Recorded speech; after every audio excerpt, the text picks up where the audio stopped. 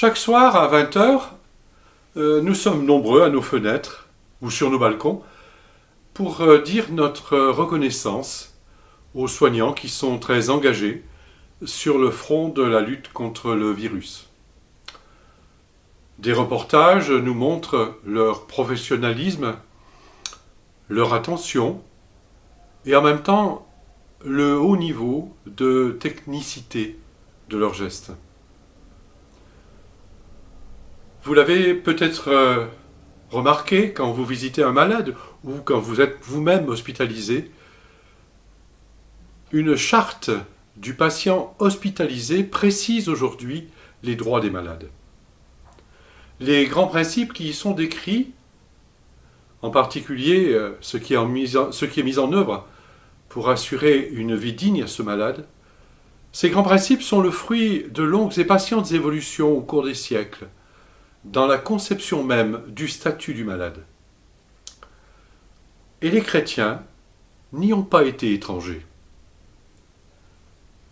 Les pages de l'histoire de l'Église sont remplies par tant de témoins habités par le Christ qui veut la vie pour tout homme et se révèle dans le Samaritain de l'Évangile de Luc.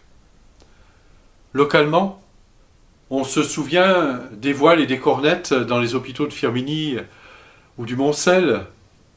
Je vous propose que nous parcourions quelques pages de cette histoire en nous arrêtant sur 3 des très nombreux témoins de la compassion pour la disponibilité et le dévouement.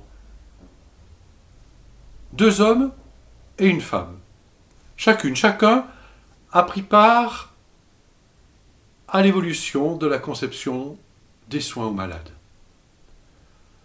D'abord et chronologiquement, 2 hommes que l'Église reconnaît comme protecteurs des hôpitaux et en même temps patrons des personnels de ces mêmes hôpitaux. D'abord, Saint Jean de Dieu.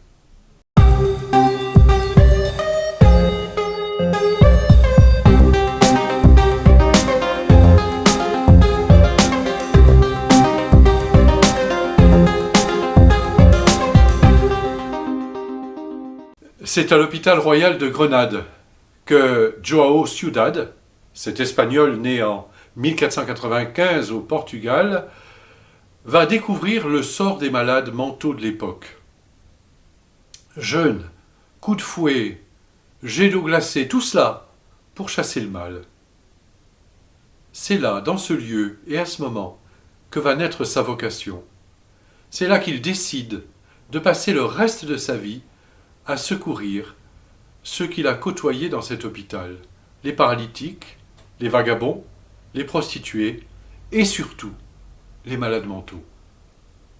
Très vite, les habitants de Grenade le surnommeront Jean de Dieu. 5 compagnons gagnés par son exemple vont le rejoindre. Et c'est le début de l'ordre hospitalier des frères de Saint Jean de Dieu, qui œuvre aujourd'hui dans 53 pays, dans les 5 continents. Dans l'ordre hospitalier de Saint Jean de Dieu, nous avons 5 valeurs sur lesquelles nous insistons souvent, que sont la responsabilité, le respect, la qualité, la spiritualité et la valeur fondamentale étant l'hospitalité, celle de laquelle découlent les 4 autres. Et l'hospitalité, pour un frère de Saint Jean de Dieu, je pense que c'est reconnaître Jésus présent dans celui qui est malade, dans celui qui est dans le besoin, dans celui qui souffre de la pauvreté. C'est accueillir l'autre comme une personne avec tout son questionnement. Et puis c'est aussi, par nos gestes et par la façon dont on le soigne, si c'est au nom de Jésus-Christ qu'on le fait, si on le reconnaît, Jésus-Christ, c'est une façon de témoigner. Ensuite, 5 amis Lélis.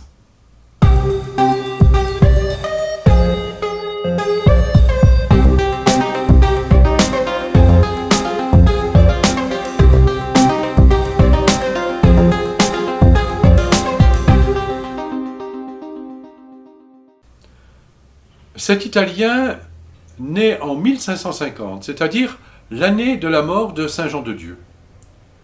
Et lui aussi, c'est au cours d'un stage dans un hôpital celui des incurables à Rome, qu'il va constater l'incroyable misère des malades et la mauvaise qualité des soins infirmiers. Il va se consacrer alors au service des malades en renouvelant totalement la pratique hospitalière. Il est le fondateur des clercs réguliers pour les malades, que l'on appellera familièrement par la suite les Camilliens. L'ordre compte des prêtres et des frères qui sont présents aujourd'hui dans une trentaine de pays des 5 continents.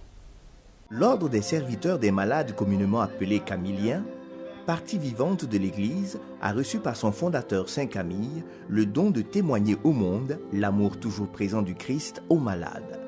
Selon leur capacité et leurs compétences, les Camilliens accordent tous les soins aux malades, et cela avec le cœur d'une mère pour son unique fils malade. Cette année, nous célébrons les 400 ans de sa naissance au ciel. Saint Camille était un militaire. Après sa conversion, avec l'aide d'un prêtre, le Saint Philippe Néri, il a eu l'idée donc de fonder carrément une congrégation. Notre charisme, c'est vraiment de servir les malades comme une mère assiste son unique fils malade. Et puis, plus près de nous, Jeanne Jugan.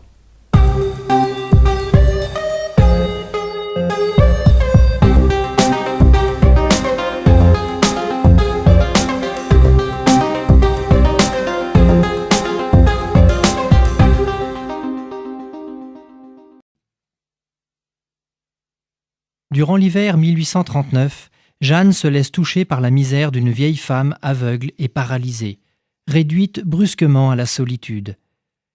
Jeanne la prend sur son dos et monte ce petit escalier tournant pour l'installer dans son lit. Le soir vient. Jeanne ôte ses souliers et monte par cette échelle pour terminer sa journée et se reposer. Ce geste l'engageait à tout jamais pour une aventure inattendue. Par son œuvre hospitalière au service des personnes âgées pauvres, cette œuvre établie aujourd'hui dans 31 pays, Jeanne Jugan nous invite à considérer, dans l'optique de Dieu, la place et le rôle des aînés dans nos sociétés modernes, leur insertion dans la famille et dans l'Église, et l'apport unique de cet âge, ses richesses comme ses difficultés. En terminant ces rapides évocations, je vous propose la prière de Saint Jean de Dieu. Elle a 5 siècles. Elle n'a peut-être pas le style d'aujourd'hui, mais elle peut nous aider à mettre notre confiance dans celui qui, depuis toujours, accompagne les malades et ceux qui les soignent, celui-là même qui nous redit sans cesse « Venez à moi ». Vous tous, qui peinez et ployez sous le fardeau, et moi, je vous soulagerai. Seigneur, daigne exaucer notre prière pour tous les affligés et ceux qui les soignent, pour ceux qui t'aiment et t'offrent leur souffrance, soutiens leur cœur devant les défaillances de leur nature. Pour ceux qui te cherchent, fais briller à leurs yeux la lumière de ta croix, d'où descendent le pardon et la paix. Pour ceux qui te méconnaissent, fais entendre la parole de consolation.